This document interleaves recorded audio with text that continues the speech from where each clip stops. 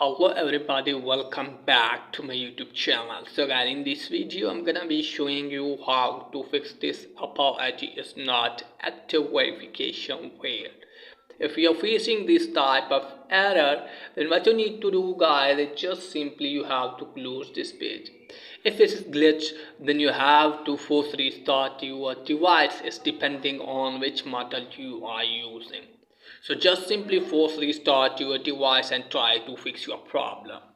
And if the problem is there guys, then it means your Apple ID has been suspended temporarily by Apple Support. So just simply you have to contact with Apple Support, and after that maybe your problem will be fixed.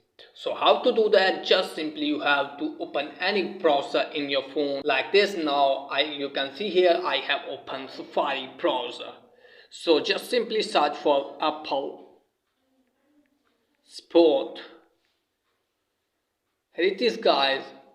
Then you have to tap on contact.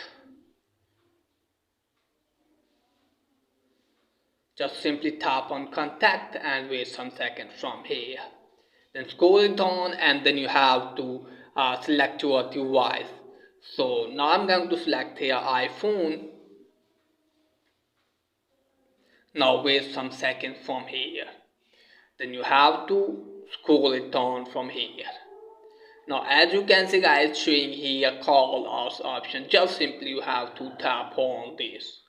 Now you can call your Apple Support and try to fix your problem. So you have to tell your problem and explain your problem to the Apple Support by calling, and hopefully they will fix your problem as soon as possible.